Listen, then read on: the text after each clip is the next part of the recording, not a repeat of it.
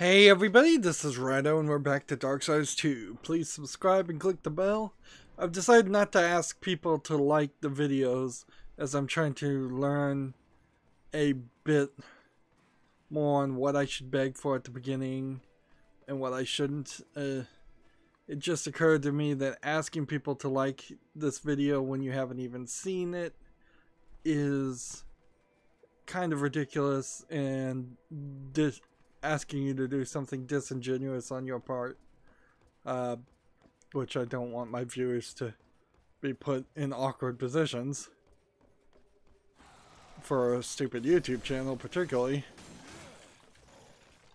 So we went in the last recording through another one of these dungeons that are they're like the Nook. There seems like there's 2 or 3 different times in which we might end up going through these dungeons, and I saw that from the bridge if you're wondering how I knew that was there. And we can see, like, I see another one over there. So the question is, we're going the other direction, so it's not like I really need to collect these green things anyways.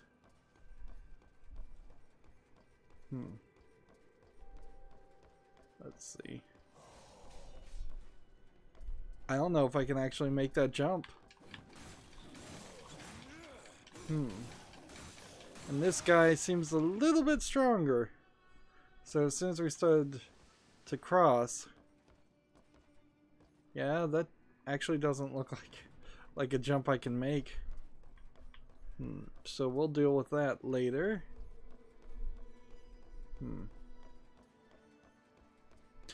If I recall correctly, since it's been a day since I last played, I think I'm sort of high up on the amount of inventory items I have. So we should relatively quickly get to a shopkeeper. I'm not sure we're really going to run into any kind of shopkeepers or anything, though. In all honesty, we may very well just have to fast travel to the Tree of Death and let's see how many hits it takes to kill these guys on horseback. You definitely do more damage on horseback than you do normally, but it's kind of a pale reward for the frustration of having to well, that guy was able to close a decent amount of space. It's not enough of a reward for having to deal with a unruly horse that I seriously don't believe the horse in the first game was that bad to ride. It was bad. I definitely remember it being bad, but I don't think it was this bad. There's little rocks back here, so I'm thinking maybe there would be a hidden object to collect or something incollectible. And I guess we are here, and if we go this direction, we should check it out and just see what this is.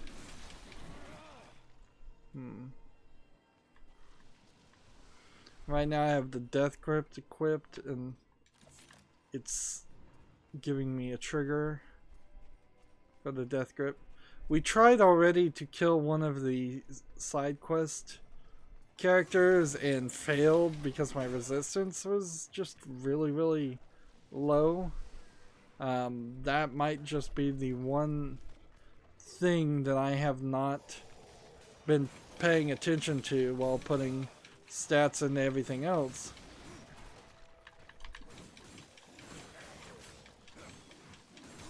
Now the worst case scenario would be if he came back and said he cannot pick up a certain type of equipment.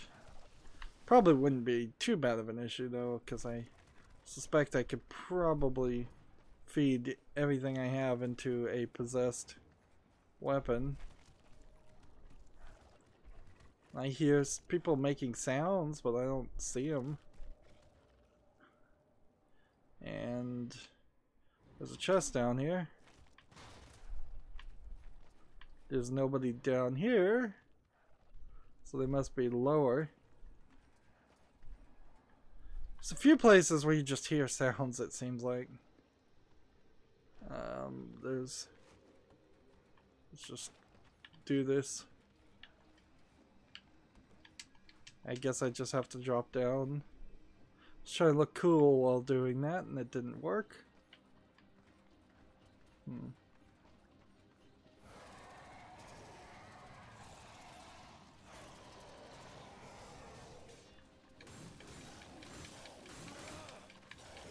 So, maybe slightly stronger skeletons again? Maybe not.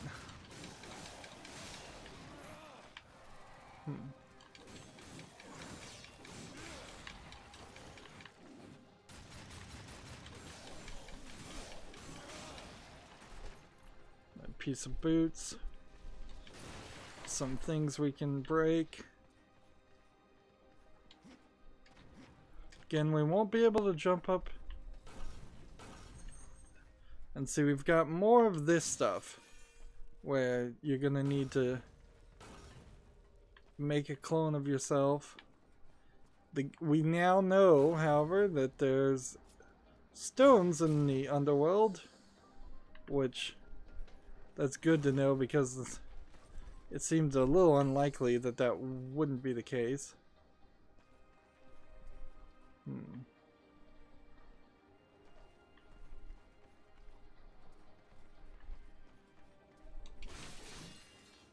And this seems to imply that there's a chest up there.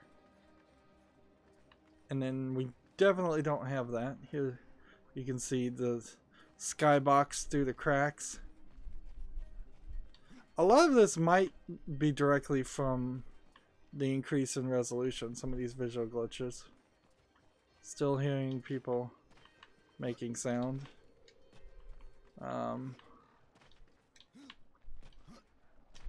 But I can't get up here. There is a grapple.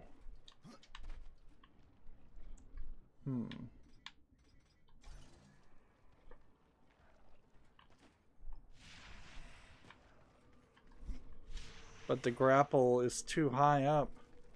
So it has to be done from either falling down that way or from shooting like through this.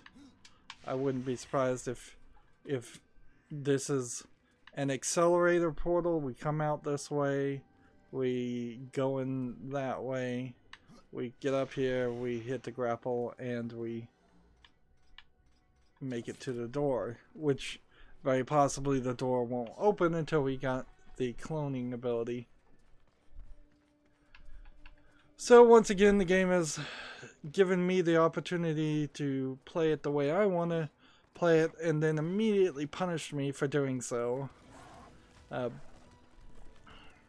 Oh, there's one of those invisible creatures. I'm gonna have to figure out a way to find all those and kill them, I bet, at some point. Like,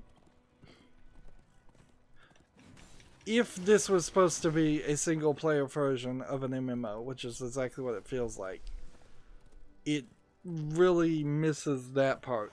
It misses the whole, if this is an open world game, you have to let the person actually play it. You can't have a Metroidvania game gameplay style. So they're mutually exclusive. The first game is a Metroidvania style game, and it worked fine as that, and that's fine. Let's see, we're at level. I could, let's see, do nothing with any of those. Let's see, do any of these increase our experience? No. It's these wraps that were halfway full, so we should probably just hold on to all the wraps and see if maybe they do hit a maximum. Maybe. I mean, it'd be an interesting experiment at least.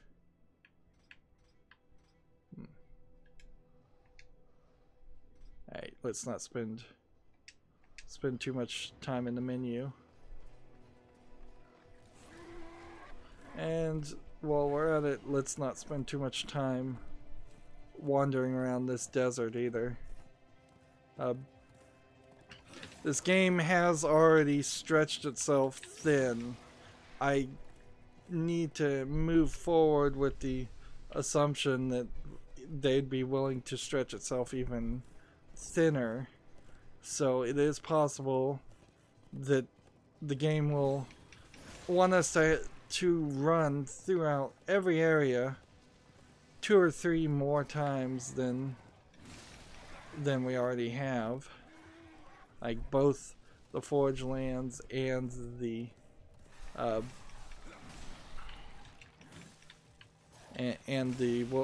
of the Dead. I could totally see that happening. We know that there's things, at least a couple of things in the Forge Lands that we have not collected, have not dealt with. Let's see, can I get back up if I jump down?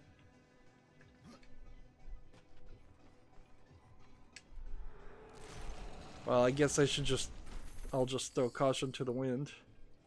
My gold's not as high as I would like it to be. I actually can't get up here. So there's got to be something that happens here. Let me push the switch.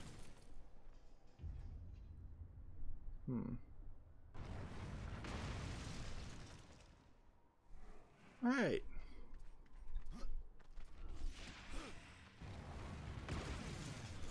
Interesting. Interesting little timer puzzle. Unfortunately, you're trapped to it. Like there's nothing you can do. Relic of Chaos, an extremely rare relic, one each held by one of the high warlords of the Kagoth dynasty, sell for a large reward. So I'm kind of assuming that these, whatever I sell them for, are going to be pretty high amounts of money. It's a shame, though, you can't do anything with that. Where am I going, though? Yeah. I am here, and Serpent Peak is, I guess, through here?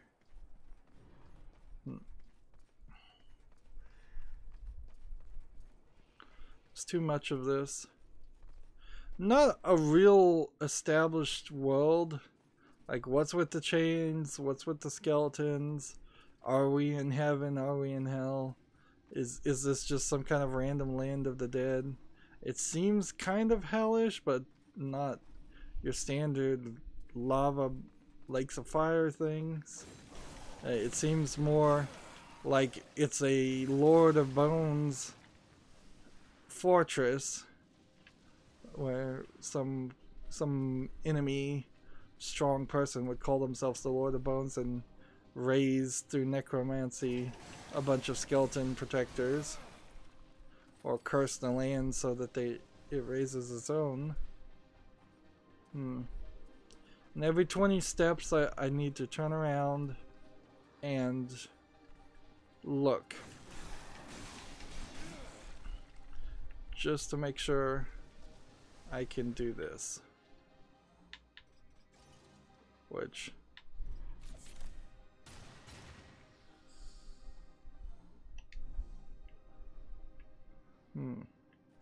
we're back to Volgrim. Over here. So inventory time again.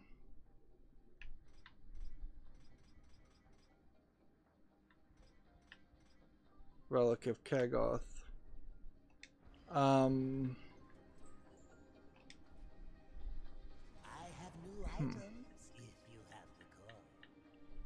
Like, I could get a random possessed weapon for 50,000. Or I could sell what I have for a bunch of money and just wait for this weapon to be where it needs to be. Like, a lot of these wraps in particular are barely going to even give us 100. So I'm not even going to sell them. These greaves and boots, like, and we're going to keep the blade mastered, but we're going to sell this. I'm also going to sell one of these and one of these while we're here.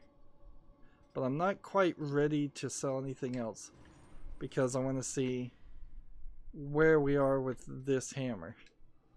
We can't equip it until what? We can't equip it for 2 more levels. And so if I was going to try and upgrade this with the current things, there are certain things that it would do that I could build towards, like defense, defense, defense, defense, defense, defense, defense. But every single one of these things is just tiny little numbers that aren't going to actually feed into that. So all these greaves and all these wraps can just be sold for the money, which is not that much money. And frankly, all of these other weapons can be sold too, because there's no reason to level up this weapon right now. So we'll sell the only thing I kind of would prefer is some kind of resistance.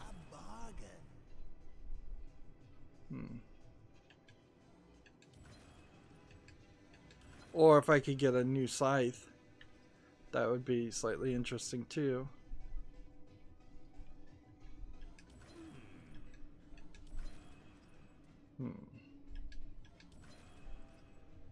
But he doesn't have anything for us to buy. And so Vulgrim becomes very useless in his levels. This is literally just junk items. I would prefer it to just be gold on the ground instead of having to sell it. You really wouldn't equip these things, except for the fact that they are slightly higher defense than whatever I'm wearing, but that's just because of the way things are. And I am now at 120,000, so it wouldn't be crazy to buy this, but I should probably wait till the end of the game, since it would take 20 of the boatman's coins and I only have 50 of them.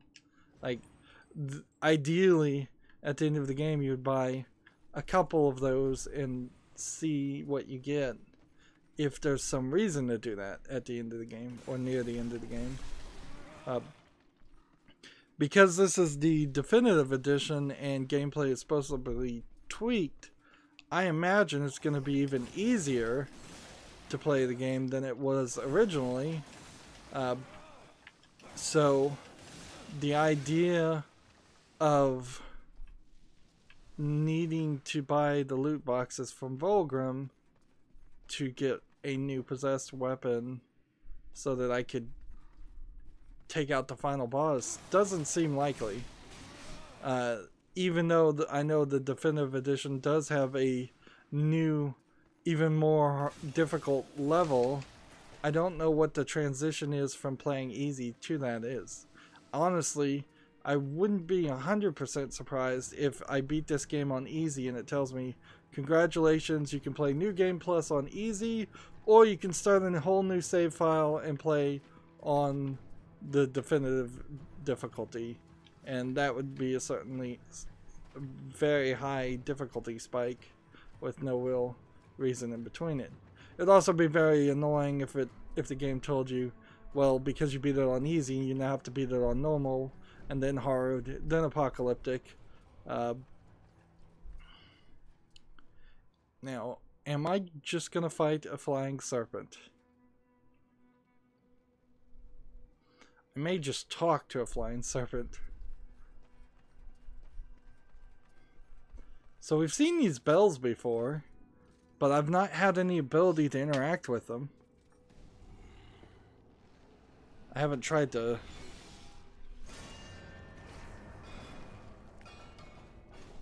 I haven't been able to do that before.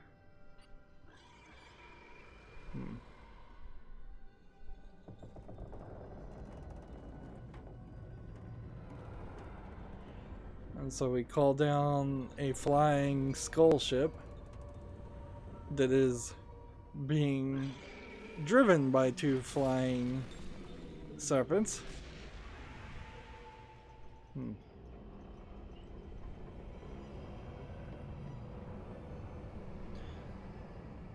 Or maybe everybody's already underwater in the land of the dead. Nice cutscene. Like, this feels like this could have been the intro to another game. Am I controlling anything here? No, this is a cutscene. I got bars at the top and bottom. So yeah, this would be like a nice intro for the third game. Or a nice wrap up to the final, to the end of the game. It's a little weird that it's just in this middle point. And we don't have the ability to slide via our claws downward in the game. So when you see cutscenes that do that, you kind of know that they originally intended for you to have that ability. But the closest thing we have, I can't even climb up this wall. Can't climb up this wall either.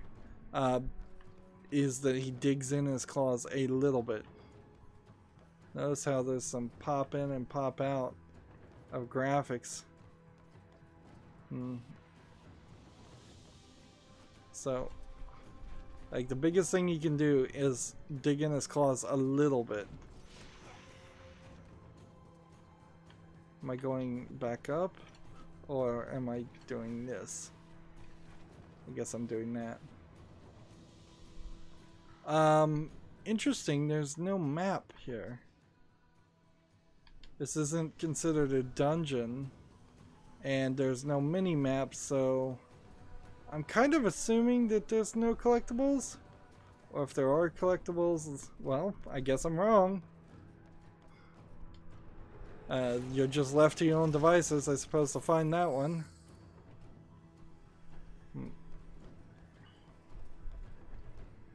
I am in a really good position to go back to a shopkeeper.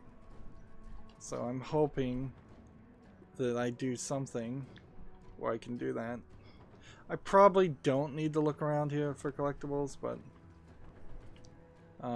double checking. We've got these anchors.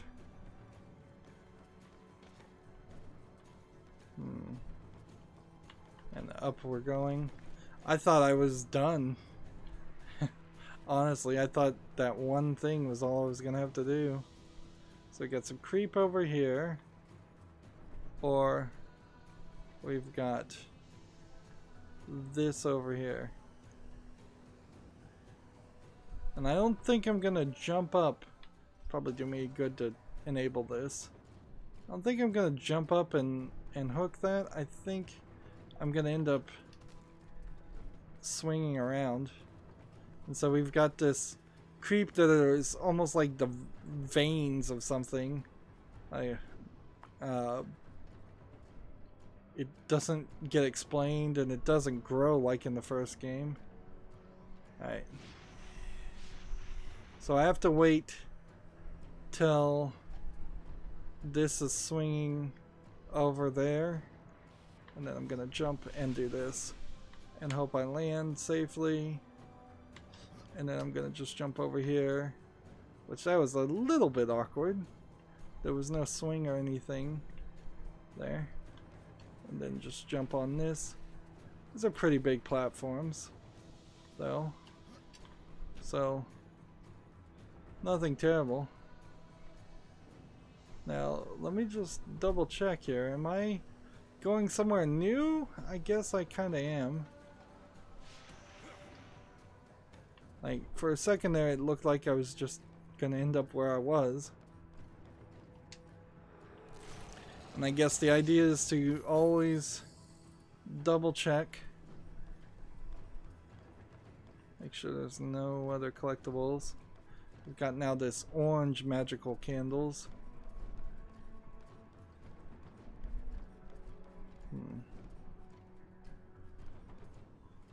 I kind of assume that what we're gonna do is go forward here towards that creep, and then we'll probably get to the top of this whole thing, and I imagine, let's see, can I make it to that? No, it wants me to do this. Yeah, I think we'll get to the top of this boat, and that'll be the end of that. We'll have a conversation or fight a boss, and then really have no reason to ever be in this location again. Although, with the chest, assuming the game is designed so you can get all the chests, there might be a way to come back. Double jump.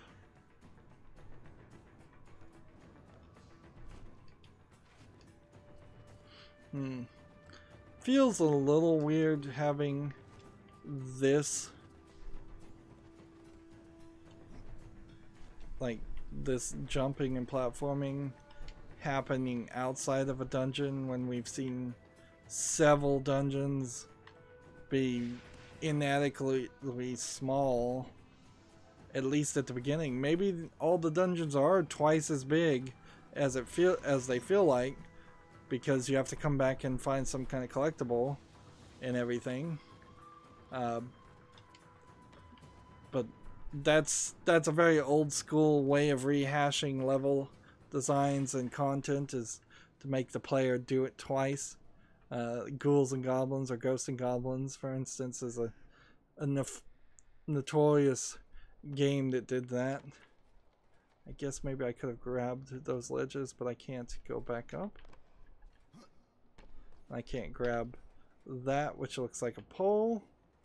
There's sure a lot of things there that seem like they'd be things I could climb. Yeah, modern games don't do too much of making you revisit areas.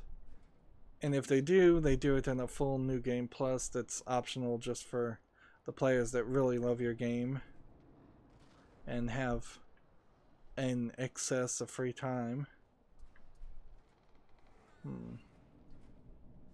So there's a chest down there. There's nothing down here. There's a locked door on the other side. It's rather confusing which of these broken boarded walls you can reach to and which you can't. It's kind of pointless to go there if I see on the map. And this is a map, so everything up until that point, I guess, was not the dungeon, and now we're in the dungeon? That's pretty crazy. The Eternal Throne.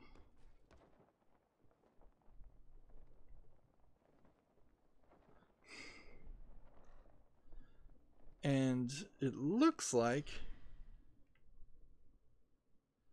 trainer advanced moves, so we can buy some more moves. Interesting. So I wonder then if this talisman that I have that gives you a Blade Master ability actually does unlock something new since I don't have any advanced moves. This would be an increase in resistance. It would decrease the amount of guilt found. So do I want to lose 13% guilt and lose 14 strength? No, but the resistance is an tempting change. This would reduce our experience, and so I'm still very strongly rejecting anything that will reduce our experience. Speaking of experience, we still need a ton of it, and as far as quests go, we needed to move forward with this Lord of Bone story, I guess, until we get some more side quests done. It's been another 30 minutes. We're now at 13 and a half hours of gameplay. We've apparently spilled 31,056 gallons of blood. That's a gimmick that you probably shouldn't do in video games, as there are people out there that will claim they are too violent, corrupting the minds of the youth. But it is also worth pointing out that I'm pretty sure this is a rated M for mature game. That's going to be it for this recording. As always, I ask you to like, share, subscribe, comment, and watch every second of my videos. If you want a friend or follow me on any social media sites, there's a bunch of links down below in the description box. If you want to support me further, gift me a game on Steam. Thank you for watching. Have a good evening.